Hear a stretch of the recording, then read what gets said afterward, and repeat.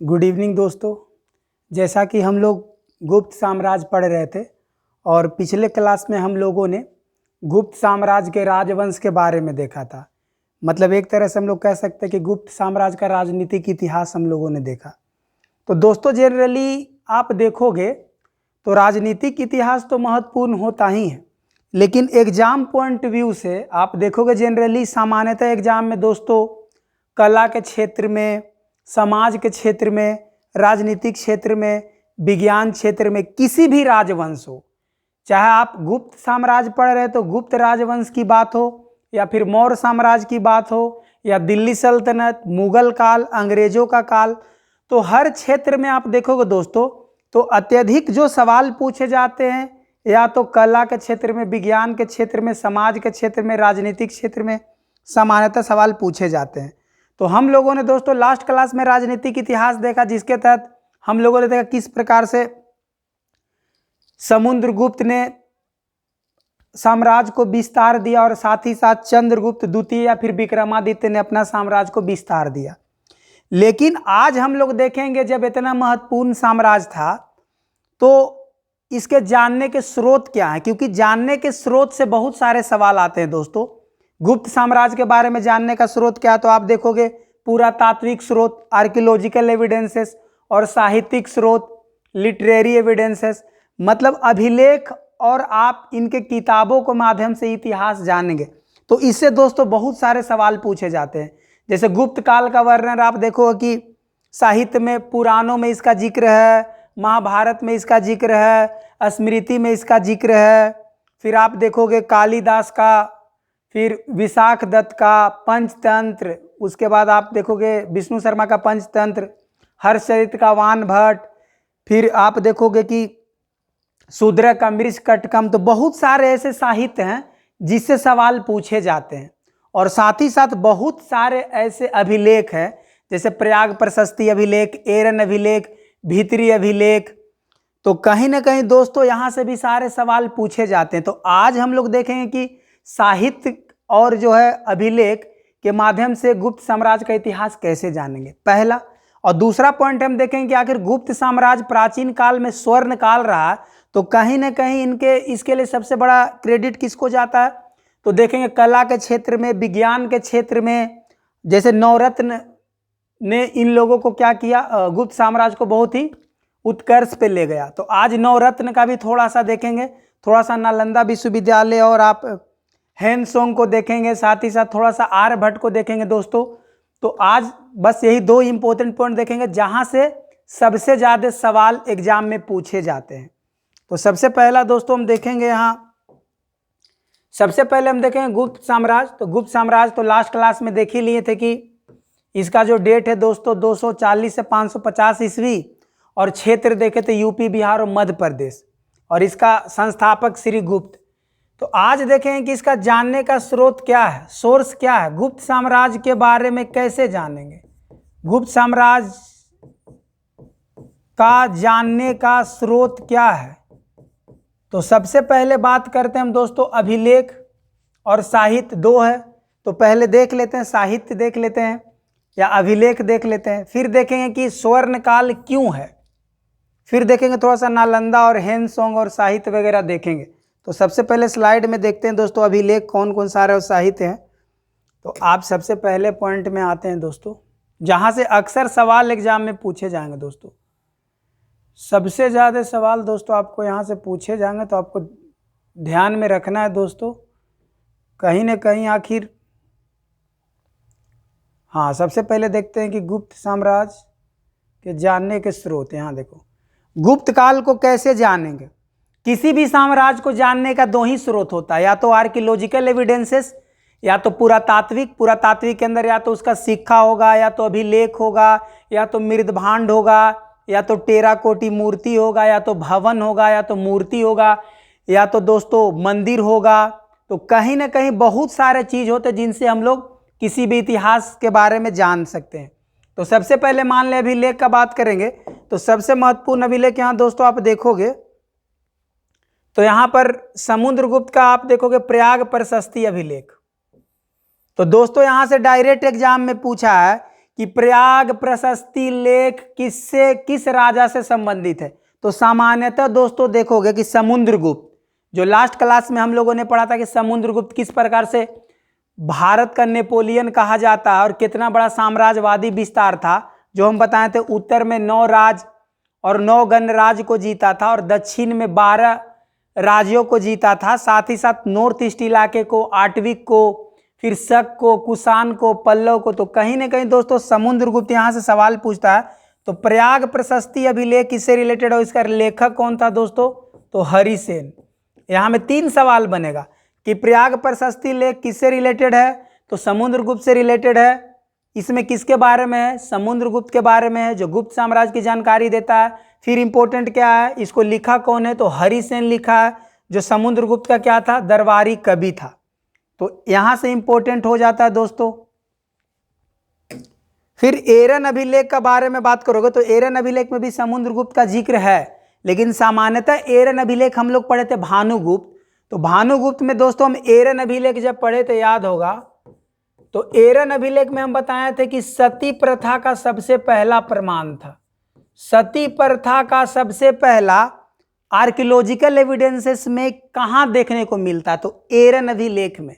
ये जनरली सामान्यतः भानुगुप्त से रिलेटेड है। हालांकि थोड़ा बहुत जिक्र समुद्रगुप्त को है, लेकिन आप दोस्तों इसको याद रखोगे।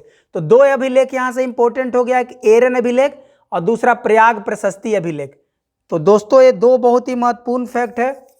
और देखते हैं थोड़ा, सारे नहीं जो इंपॉर्टेंट ऐसे तो सारे अभिलेख याद करना मुश्किल है, क्योंकि सिर्फ कुमार गुप्त का ही 18 अभिलेख मिल गया। तो उतना सारा हम लोगों को दोस्तों याद नहीं करना जो इंपॉर्टेंट है। जैसे चंद्रगुप्त द्वितीय, यहां पर आप देखोगे सबसे ताकतवर दोस्तों समुद्रगुप्त, उसके बाद चंद्रगुप्त द्वितीय। तो यहां से देखो उदयगिरी का इस तो पूछा जाता है दोस्तों यहां से सवाल कि उदयगिरी का प्रथम और द्वितीय जो गुफा अभिलेख है किससे रिलेटेड है, तो चंद्रगुप्त द्वितीय से रिलेटेड है। जो हम लोग देखे थे दोस्तों कि उदयगिरी गुफा में कल वीडियो में कि किस प्रकार से गुफा के अंदर मंदिर बनाया गया और उस मंदिर में किस प्रकार से भगवान विष्णु का जो है कि मूर्ति बनाया हुआ है। तो वही उदयगिरी के गुफा दोस्तों जो विदिशा के क्षेत्र में मध्य प्रदेश में है, तो किससे रिलेटेड है, तो चंद्रगुप्त द्वितीय से रिलेटेड, बहुत ही महत्वपूर्ण। और साथ ही साथ चंद्रगुप्त द्वितीय का महरौली प्रशस्ति अभिलेख, महरौली वही दोस्तों जो कुतुब मीनार के पास में कल जो हम लोग लास्ट वीडियो में देखे थे, लास्ट में किस प्रकार से महरौली का इमेज बनाया हुआ है।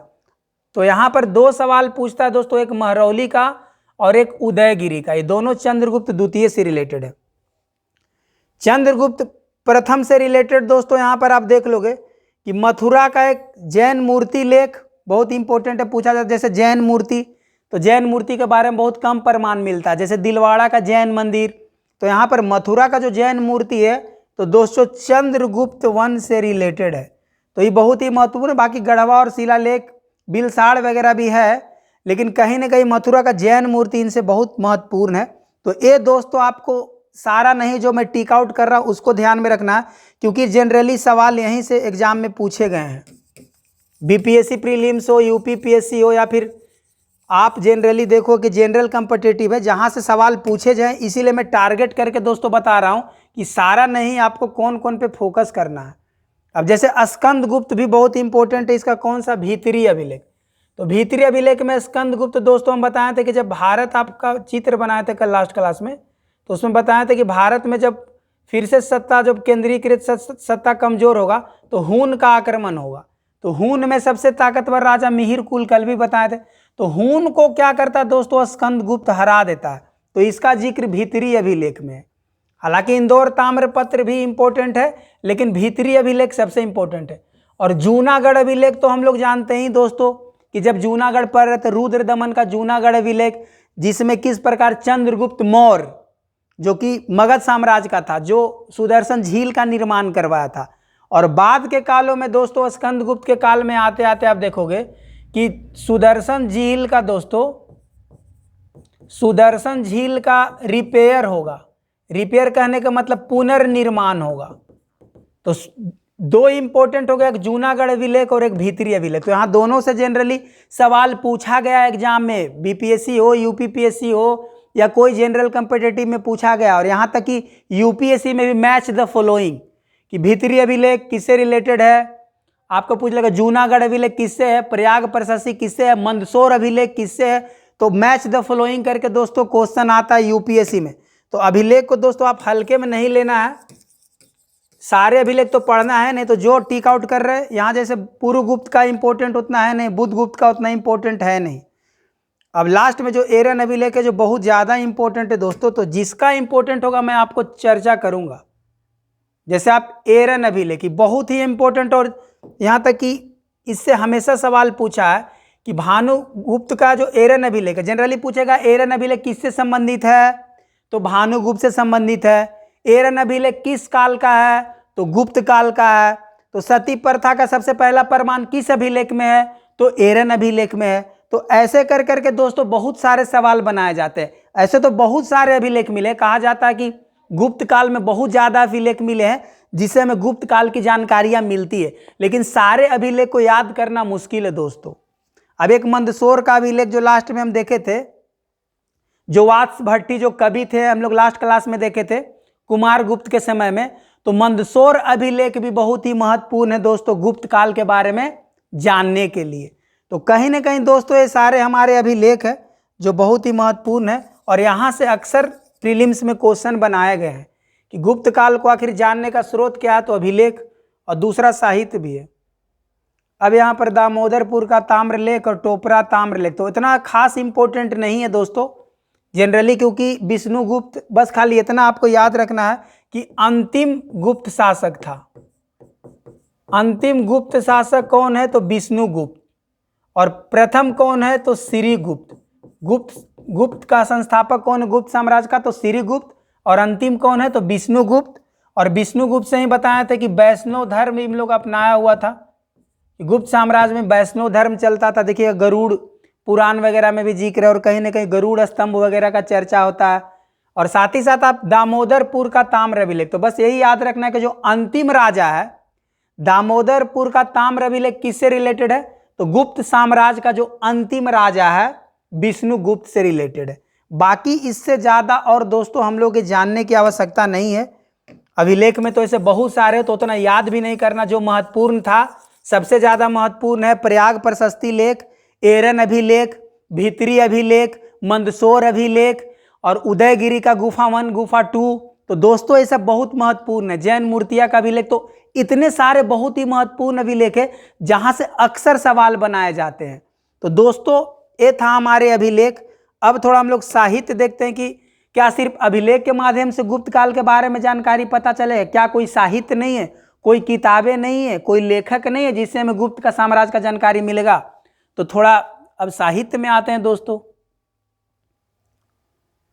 तो साहित्य में दोस्तों आप देखोगे तो सबसे पहले तो कालिदास के बारे में दोस्तों आप लोग जानते होंगे।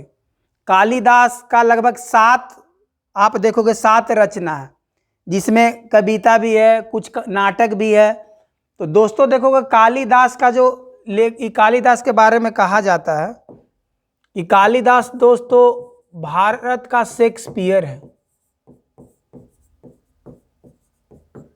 भारत का शेक्सपियर है। तो यहाँ से सवाल पूछा कि भारत का शेक्सपियर किन्हें कहा गया, मतलब लिटरेचर का फादर एक तरह से कहिए। जिस तरह आप देखो कि वेस्टर्न में शेक्सपियर फेमस है लिटरेचर के लिए, उसी प्रकार इंडिया में कालिदास लिटरेचर के लिए बहुत फेमस है। तो यहाँ से एक सवाल आता है, तो इनके द्वारा दोस्तों रचना पूछा जाता है कि कालिदास के द्वारा कौन कौन रचना रचा गया है।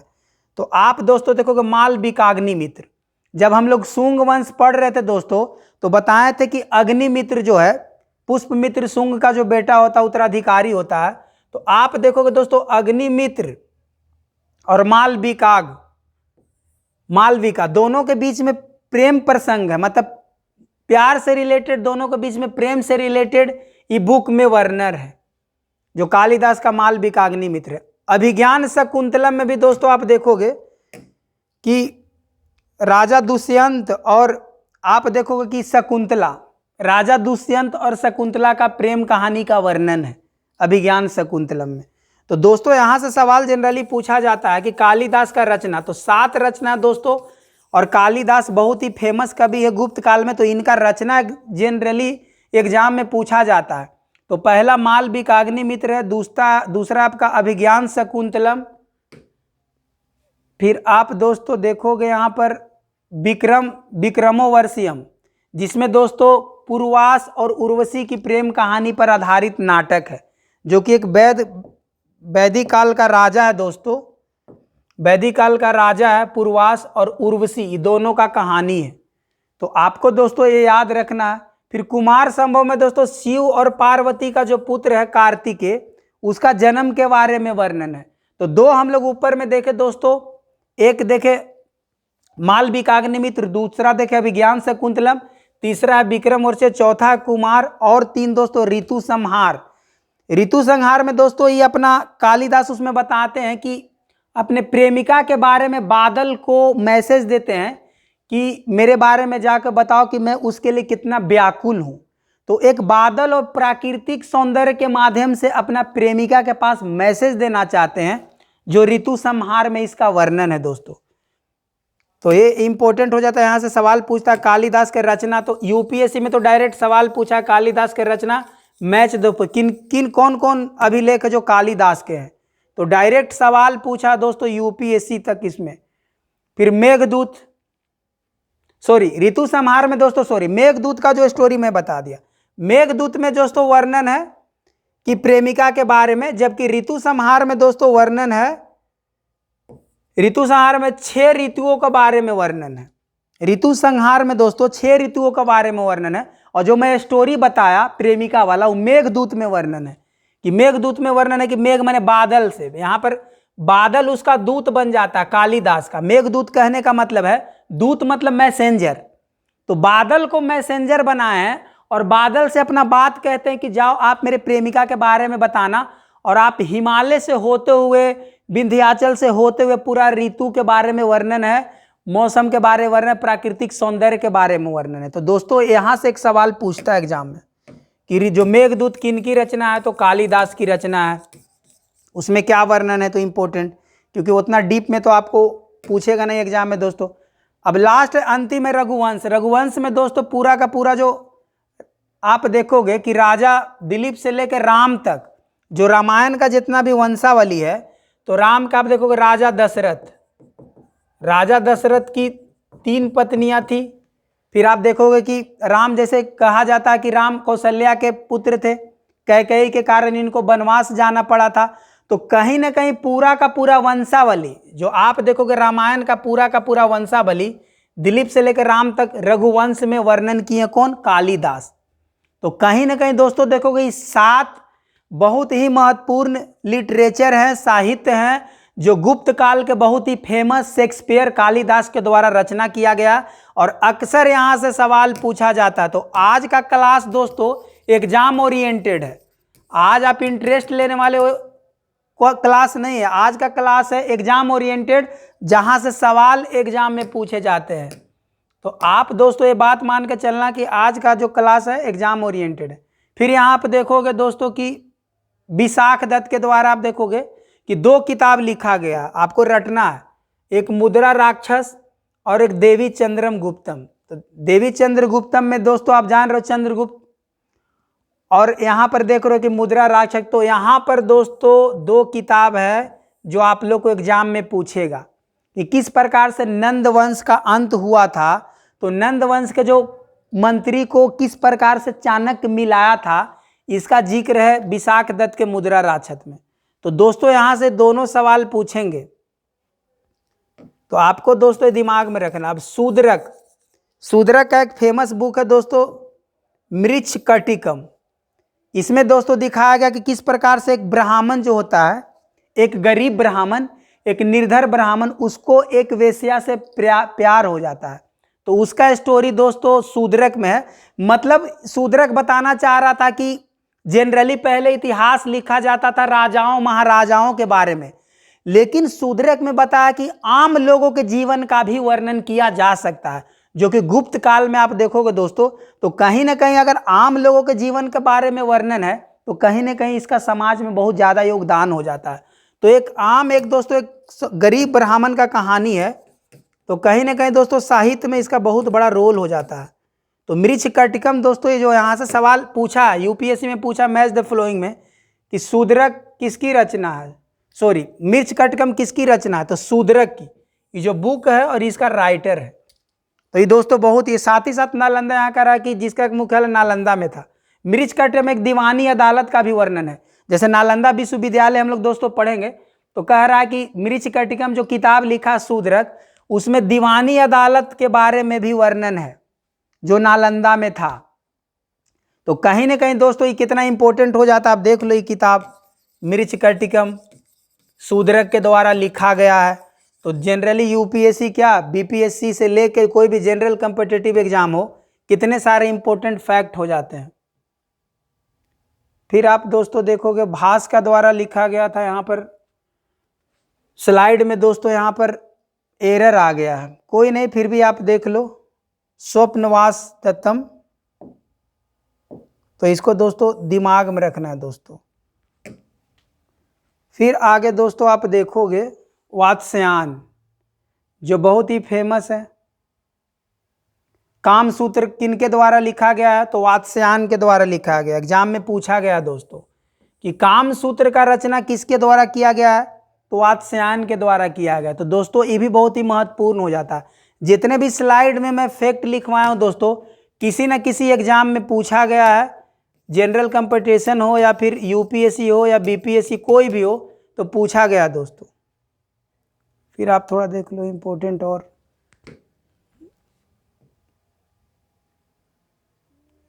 यहाँ पे तो दोस्तों भारवी का कृतार्जुन्य, हाँ यहाँ से एक इम्पोर्टेंट सवाल है दोस्तों। भारवी का कृतार्जुन्य जिसके तहत यह बताया गया है, भारवी का कृतार्जुन्य में दिखाया गया है शिव, किरात शिव, और यहाँ पर दोस्तों अर्जुन को लगता है कि पर्वत के शिकारी हैं शिव एक प्रकार के। तो कहीं ना कहीं शिव और अर्जुन का स्टोरी थोड़ा सा कृतार्जुनीय में भारवी के द्वारा लिखा गया है। तो यहाँ पर दोस्तों पूछा जाता है, यहाँ पर लगभग 550 ईस्वी का किरात शिव है जो अर्जुन को एक पर्वत शिकारी के रूप में दिखाई देते हैं। मतलब जनरली कहने का मतलब है कि कैलाश पर्वत पर कौन रहते हैं, कैलाश पर्वत पर शिव जी रहते हैं। तो उनको लगता है कि जो पर्वत पे हैं वो कहीं ना कहीं एक प्रकार के शिकारी हैं। अर्जुन को ऐसा आभास होता है कि शंकर जी कहीं ना कहीं पर्वत पे रहने वाले शिकारी हैं। तो इसमें जिक्र है दोस्तों कृतार्जुन्य में जो भारवी के द्वारा लिखा गया है। भट्टी के द्वारा दोस्तों याद था जो हम लोग मंदसौर प्रशस्ति अभिलेख देखे थे, तो भट्टी के द्वारा वात्स भट्टी जो कहा जाता है, तो देखे थे कि कुमार गुप्त के बारे में भी किस प्रकार से इनका जिक्र आता है। तो दोस्तों यहाँ से भी सवाल पूछा जा सकता है। वात्स भट्टी भी इनका नाम था, तो इसको भी दोस्तों याद रखिएगा, वात्स भट्टी। तो लास्ट वीडियो में जिसको हम लोगों ने देखा था। तो दोस्तों ये सारे जितने भी मैं बुक बता रहा हूँ प्रीलिम्स के पॉइंट ऑफ व्यू से बहुत ही महत्वपूर्ण है और अक्सर एग्जाम में पूछे गए हैं। फिर दोस्तों इसके अलावा पूछा गया जैसे विष्णु शर्मा, हर्ष पंचतंत्र विष्णु शर्मा का द्वारा लिखा गया है। ये भी गुप्त काल का ही रचना। कहा जाता है कि बाइबल के बाद सबसे ज्यादा पढ़ा जाने वाला किताब पंचतंत्र है। इसमें एग्जाम में पूछा कि पंचतंत्र किसकी रचना है, तो विष्णुगुप्त की रचना है। काव्य मीमांसा किसकी रचना है, तो राजशेखर का। फिर भौमक का रचना क्या है, तो रामार्जुन्य। अभी भारवी का देखे कृतार्जुन्य और भौमक के देखे रामार्जुन्य। इसके अलावा यहाँ पर हर्षचरित किसके द्वारा लिखा गया, तो वान भट्ट के द्वारा हर्षचरित्र लिखा गया दोस्तों। तो ये सारे के सारे इंपॉर्टेंट है। वान भट्ट हर्षचरित्र लिखा है, विष्णु शर्मा पंचतंत्र लिखा है, राजशेखर काव्य मीमांसा लिखा, भौमक रामार्जुन्य लिखा। इसके अलावा रामायण और महाभारत में भी दोस्तों कहीं ना कहीं आप सोर्सेस मिल जाएगा गुप्त साम्राज्य का। वायु पुराण में गुप्त साम्राज्य का जिक्र है। पूछता है कि किस पुराण में गुप्त साम्राज्य का वर्णन है, तो वायु पुराण में। जैसे मत्स्य पुराण भी है, वायु पुराण भी है, तो कहीं ना कहीं दोस्तों यहाँ पर वायु पुराण में इसका जिक्र है। तो आपको ध्यान रखना है दोस्तों। स्मृति में भी है, जैसे याज्ञवल्क्य स्मृति में भी गुप्त साम्राज्य का वर्णन है। तो दोस्तों यहाँ से भी सवाल आ सकता है कि आखिर गुप्त साम्राज्य के बारे में जानने के सोर्सेस तो बहुत हैं। अब यहाँ पर दोस्तों थोड़ा सा पॉइंट कर रहे हैं, हाँ, जैसे याज्ञवल्क्य स्मृति में, स्मृतियों में लिखा हुआ है, तो यहाँ पर याज्ञवल्क्य स्मृति में भी दोस्तों देखोगे कि गुप्त साम्राज्य का वर्णन है। तो स्मृतियों में याज्ञवल्क्य और पुराणों में वायु पुराण। तो यहाँ से भी सवाल एग्जाम में आएगा दोस्तों। तो पहला पॉइंट हम लोग का था कि गुप्त साम्राज्य के जानने के स्रोत क्या है। तो उसके तहत दोस्तों हम लोगों ने देखा कि अभिलेख के माध्यम से भी कैसे जानेंगे, सिक्का के माध्यम से भी गुप्त साम्राज्य का वर्णन है दोस्तों। जो सिक्का में लिखा हुआ है कि किस प्रकार से जो बीना बजाते हुए समुद्रगुप्त का वर्णन किया गया, और उसमें सोने का सिक्का है। तो दोस्तों वहां से भी हमको सिक्का से मिलता है। अब सवाल था दूसरा पॉइंट कि गुप्त साम्राज्य इतना जब महत्वपूर्ण था तो इसको स्वर्ण काल कहने में दो हम बोले थे, कला के क्षेत्र में गुप्त साम्राज्य का योगदान था और विज्ञान और साहित्य के क्षेत्र में। तो साहित्य के क्षेत्र में तो हम लोग दोस्तों देखे अभी कि कितने सारे साहित्य लिखे गए हैं, या तो अभिलेख में लिखे गए हैं या तो दोस्तों साहित्य में लिखे गए हैं। अब सवाल आता है कि भाई इसके अलावा कला और विज्ञान के क्षेत्र में क्या रोल है। तो कला और विज्ञान के क्षेत्र में देखोगे दोस्तों कि 9 रत्न जो हम लोग पढ़े थे, 9 रत्न में दोस्तों आप देखोगे कि गुप्त साम्राज्य का वर्णन था। तो 9 रत्न को थोड़ा सा देखते हैं दोस्तों हम लोग।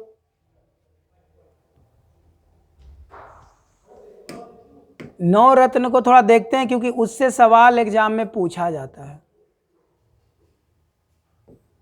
आखिर गुप्त साम्राज्य स्वर्ण काल क्यों है। साहित्य के क्षेत्र में योगदान देखें, अब थोड़ा देखते हैं कला और विज्ञान के क्षेत्र में। तो 9 रत्न में दोस्तों यहां से अक्सर प्रीलिम्स में पूछा गया है कि 9 रत्न में किनका किनका नाम है। तो 9 रत्न में दोस्तों धन्वंतरी है, छपड़क है, अमर सिंह है, शंकु है, घट करपर है, कालिदास है, बराहमीर है, वरुचि है। और आप दोस्तों देखोगे इसके अलावा तो सबका क्या रोल है। तो 9 को 9 दोस्तों आपको याद रखना है। जैसे कालिदास क्या है, 9 रत्न में कालिदास का नंबर 1 पे है। तो कालिदास क्या है, तो आपको पता है कि 7 साहित्य लिखे, जिसमें अभी हम लोग देखे मालविकाग्निमित्र, फिर अभिज्ञान शकुंतलम, ऋतु संहार, मेघदूत। तो टोटल का टोटल भी हम लोग 7 साहित्य दिखे। तो इसीलिए इनको शेक्सपियर बोला गया है, भी हम लोग देखें। तो ये एक महारत्न थे, साहित्यकार थे। बराहमहीर दोस्तों ज्योतिष थे, जिसमें आप ज्योतिष विद्या में देखोगे एक होता तारों चंद्रमा ग्रह नक्षत्र बताना, और साथ ही साथ जन्म कुंडली वगैरह कि किसका जन्म कुंडली क्या है, इसके बारे में भी दोस्तों बराहमहीर ने वर्णन किया है। अब देखो छपड़क दोस्तों, इसके बारे में भी ज्योतिष शास्त्र थे, लेकिन इनका उतना खास रोल नहीं है। बराहमहीर का इनसे ज्यादा है। बराहमहीर के नीचे के भी स्लाइड में देखेंगे। और एक आप देखो घट करपर भी दोस्तों देखोगे, तो घट पर एक प्रकार का शिल्पकार है, माने आर्किटेक्चर है। आर्किटेक्चर है मतलब कहो कि सिविल इंजीनियर है, सिविल इंजीनियर है। किस प्रकार से उस समय दोस्तों देखो इनका रोल है। धन्वंतरी एक प्रकार का चिकित्सक है, मतलब आप देखो कि उस समय सर्जरी वगैरह, सर्जन मान लो इनको कि एक प्रकार की सर्जन है।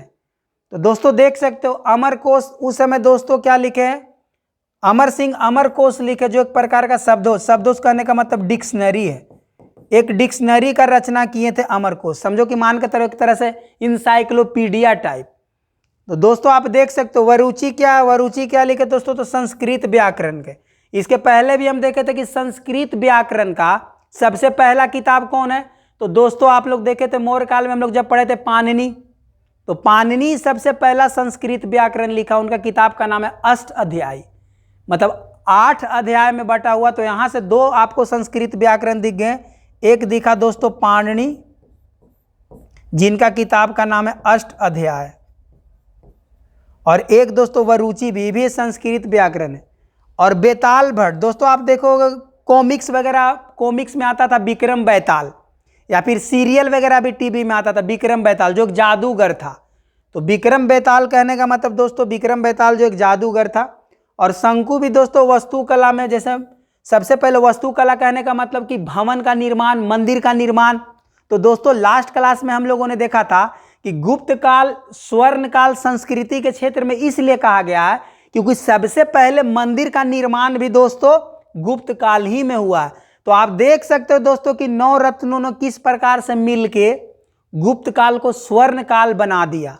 तो आप देख सकते हो दोस्तों इन लोगों का योगदान। बाकी जो महत्वपूर्ण है उनको थोड़ा सा नीचे भी हम लोग स्लाइड में देखेंगे, थोड़ा सा दोस्तों, थोड़ा सा स्लाइड में इन लोगों को देखेंगे, क्योंकि यहाँ से अक्सर सवाल पूछे जाते हैं दोस्तों। थोड़ा सा स्लाइड में नीचे में आते हैं दोस्तों। आर्यभट्ट, आर्यभट्ट के बारे में दोस्तों देख लो कि आर्यभट्ट क्या थे। आर्यभट्ट दोस्तों आप देखोगे कि गुप्त काल का इनका एक किताब है, उनका किताब का नाम है दोस्तों आर्यभट्टीय। तो इनके बारे में जानिए दोस्तों, 3 पॉइंट जानिए। सबसे पहले जानिए कि जीरो का खोज इन्होंने किया, पॉइंट दशमलव का खोज इन्होंने किया, पाई का एग्जैक्ट वैल्यू का मैथ में यही बताएं। इसके अलावा त्रिकोणमिति, ट्रिगोनोमेट्री, ज्योमेट्री, ज्यामिति, उसके बाद एलजेब्रा, बीजगणित। तो दोस्तों आर्यभट्ट का योगदान ट्रिगोनोमेट्री में, ज्योमेट्री में, अलजेब्रा में, पाई में, दशमलव में, जीरो में, तो कितना बड़ा इनका योगदान है। साथ ही साथ इन्होंने सबसे पहले बताया कि पृथ्वी और सूर्य के बीच में कितना दूरी है, अर्थ और सन के बीच में कितना दूरी है, और साथ ही बताएं कि अर्थ और मून के बीच में कितना दूरी। लगभग 3 लाख के आसपास पृथ्वी और चंद्रमा के दूरी का वर्णन सबसे पहले किसने किए? तो आर्यभट्ट ने। अब देखो कि यहां पर पृथ्वी और सूर्य की दूरी का एग्जैक्ट 1500 करोड़ किलोमीटर के बारे में किनके कौन बताया है? तो दोस्तों देखोगे आर्यभट्ट। तो कहीं ना कहीं दोस्तों एग्जैक्ट वैल्यू का पता किए हैं। अब दोस्तों आप देखोगे यहां पे कि इनके अलावा इन्होंने बताया था, आप देखोगे दोस्तों कि परिभ्रमण के जो सूर्य जो है स्टेबल है और पृथ्वी इसके चारों ओर घूम रहा है, और इसी के कारण दोस्तों चारों ओर घूमने के कारण दोस्तों देखोगे चंद्र ग्रहण या फिर सूर्य ग्रहण लगता है। तो दोस्तों देखो कि आर्यभट्ट कितने इंटेलेक्चुअल है और कितने सारे इनके बारे में फैक्ट है। तो यहां से सवाल पूछेगा कि सूर्य जो है पृथ्वी के चारों ओर घूमता, परिभ्रमण करता है, जिसके कारण दिन और रात होते। सबसे पहले किसने बताया? तो आर्यभट्ट ने बताया। सूर्य और चंद्रमा की दूरी आर्यभट्ट ने बताया। सूर्य और पृथ्वी की दूरी आर्यभट्ट ने बताया। तो आप देखो यहाँ 3 लाख और यहाँ 15 करोड़ किलोमीटर आप देख सकते हो दोस्तों की दूरी है। तो कहीं ना कहीं बहुत बड़ा योगदान इनका रहेगा। फिर पृथ्वी गोल है, दशमलव वगैरह, शून्य वगैरह सब जाने। यहाँ से आर्यभट्ट से दोस्तों बहुत सारे सवाल पूछे जाते हैं एग्जाम में। तो आर्यभट्ट के बारे में इतना महत्वपूर्ण था, इसीलिए दोस्तों इनका फैक्ट जानना जरूरी था। अब थोड़ा सा आते हैं आर्यभट्ट के बाद देखो बराहमहीर। तो बराहमहीर ज्योतिष शास्त्र थे दोस्तों। अभी हम लोगों को देखा इनका जो ग्रंथ है, 3 महत्वपूर्ण ग्रंथ को याद रखिएगा दोस्तों। एक पंच सिद्धांतिका है, पंच सिद्धांतिका, विवाह पटक, योग माया और बृहद संहिता। तो जनरली 2 सबसे इंपॉर्टेंट पूछता है दोस्तों, बृहद संहिता और पंच सिद्धांत का। पूछा जाता है कि बराहमहीर के द्वारा कौन से 2 महत्वपूर्ण किताब है? तो बृहद संहिता और पंच सिद्धांत। जनरली पूछा जाता है बृहद संहिता किसके द्वारा लिखा गया या पंच सिद्धांत किसके द्वारा लिखा गया? तो बराहमहीर के द्वारा लिखा गया। एक ज्योतिषी थे दोस्तों।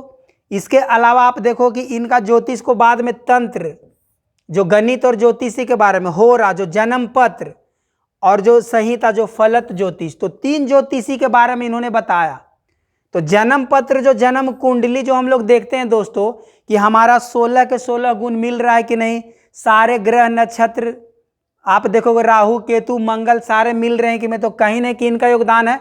तो बराहमहीर का योगदान है दोस्तों। तो सोचो कि ज्योतिष विद्या में भारत कितना आगे था।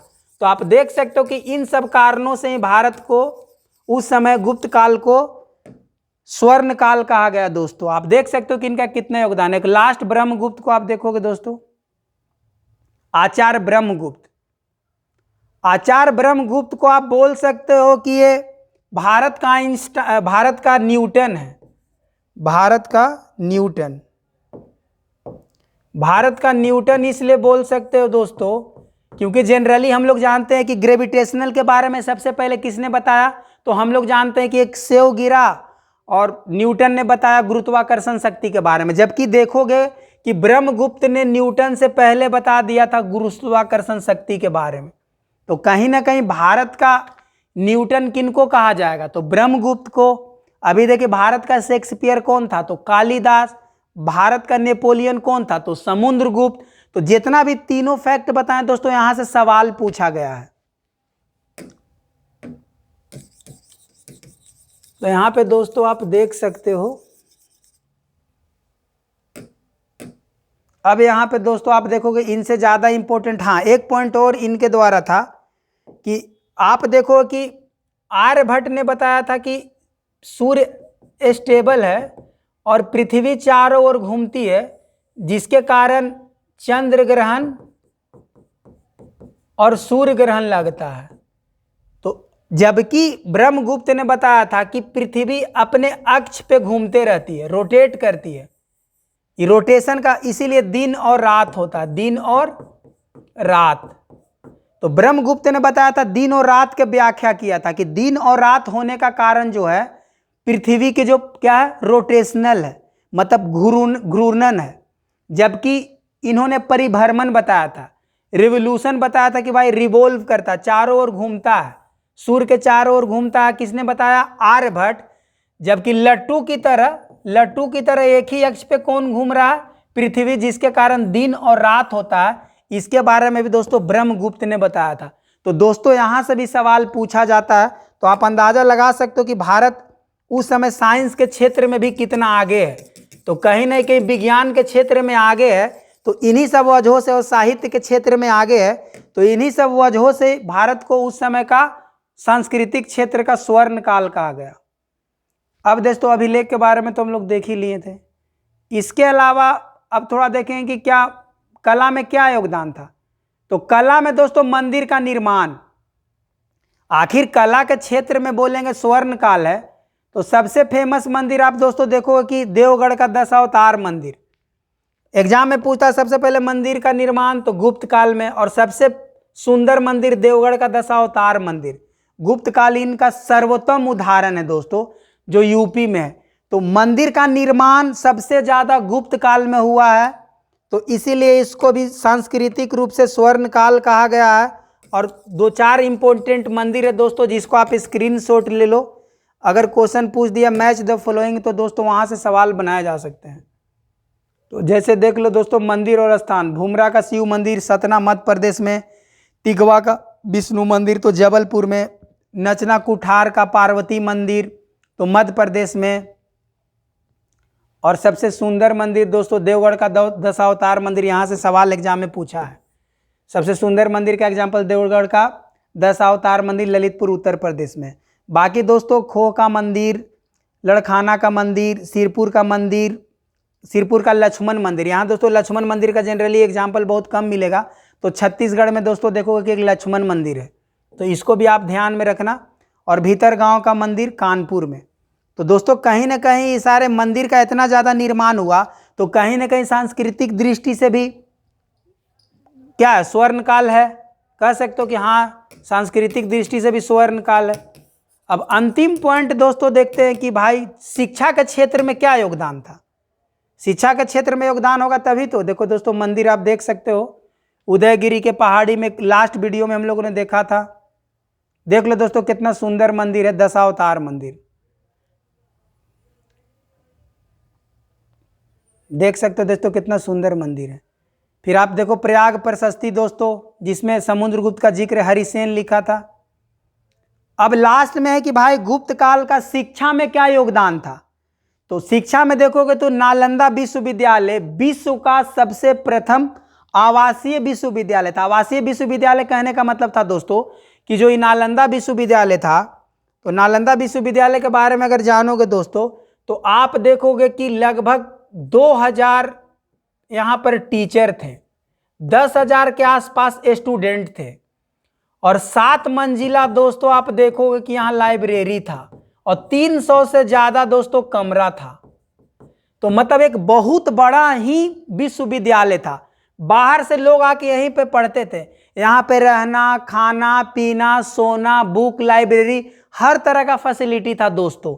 तो आप देखोगे चीन से, तिब्बत से, मंगोल से, श्रीलंका से, नेपाल से, उधर साउथ आप थाईलैंड वगैरह से भी बहुत सारे दोस्तों, मध्य एशिया से बहुत सारे यहाँ पर आके शिक्षा लेते थे। और आप देखोगे दोस्तों ये नालंदा विश्वविद्यालय में आर्यभट्ट टीचर भी रहे थे दोस्तों। तो आप देखो दोस्तों कि कितना बहुत ज़्यादा महत्वपूर्ण हो जाता है। तो इतना बड़ा महत्वपूर्ण सांस्कृतिक रूप से और शैक्षणिक रूप से आप देख सकते हो नालंदा विश्वविद्यालय को। तो यहाँ पर आप देखोगे आर्यभट्ट, और देखोगे यहाँ पढ़ने के लिए हेनसांग आया था दोस्तों। इसमें आप देखोगे पूछा जाता है कि फाहियान, एग्जाम में पूछा जाता है कि फाहियान जो था जो चीनी यात्री था वो किसके दरबार में आया था? तो चंद्रगुप्त द्वितीय के दरबार में आया था। बोला जाता कि फाहियान किसके दरबार में आया था? तो चंद्रगुप्त द्वितीय के दरबार में आया था। ये जनरली दोस्तों आया था चीन से। तो लगभग 15 साल रहा था दोस्तों भारत में, और 15 साल रहा था जिसमें 5 साल इसने नालंदा विश्वविद्यालय में पढ़ाई किया था। ये दोस्तों बौद्ध ग्रंथ पे पीएचडी कर रहा था। बौद्ध ग्रंथ पे पीएचडी कर रहा था। कहाँ पे? नालंदा विश्वविद्यालय में। और जिस समय नालंदा विश्वविद्यालय में फाहियान पीएचडी कर रहा था उसी समय दोस्तों आप देखोगे कि यहाँ पर शीलभद्र इसके कुलपति थे। शीलभद्र यहाँ के कुलपति थे। तो दोस्तों आप देख सकते हो कि शीलभद्र से आप पूछा जाएगा उस समय कुलपति कौन थे।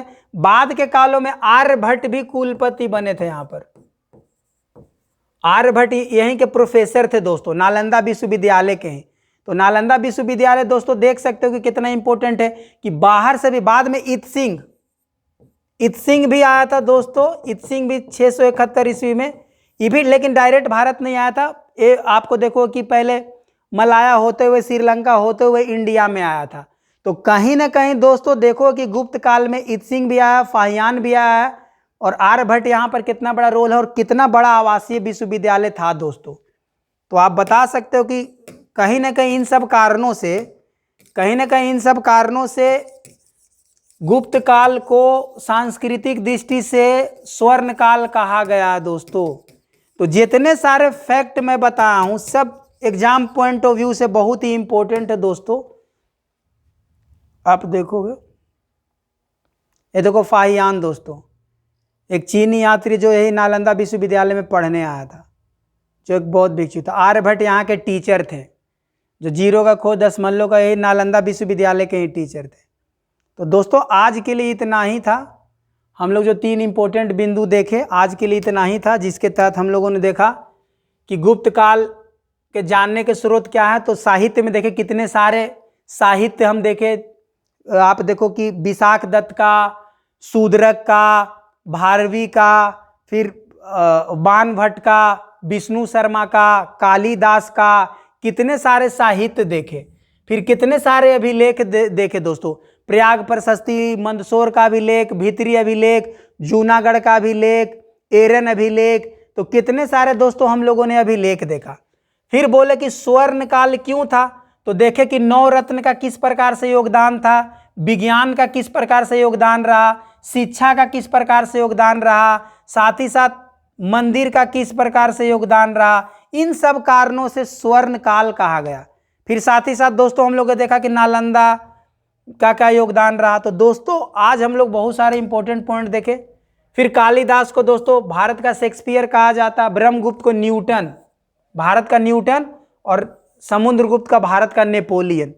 तो दोस्तों आज के लिए इतना ही। तो गुप्त साम्राज्य से प्रथम वीडियो, जो पहले वाले वीडियो में हम लोगों ने राजनीतिक इतिहास देखा, और आज हम लोगों ने देखा सांस्कृतिक, सामाजिक और शैक्षणिक इतिहास देखा। और सबसे ज़्यादा सवाल दोस्तों यही वीडियो से आपसे पूछे जाएंगे। तो आज के लिए इतना ही। बहुत बहुत धन्यवाद। चैनल को सब्सक्राइब करिए, लाइक करिए, कमेंट करिए, शेयर करिए, ताकि मुझे मोटिवेशन मिल सके और ज़्यादा से ज़्यादा वीडियो बना सके दोस्तों।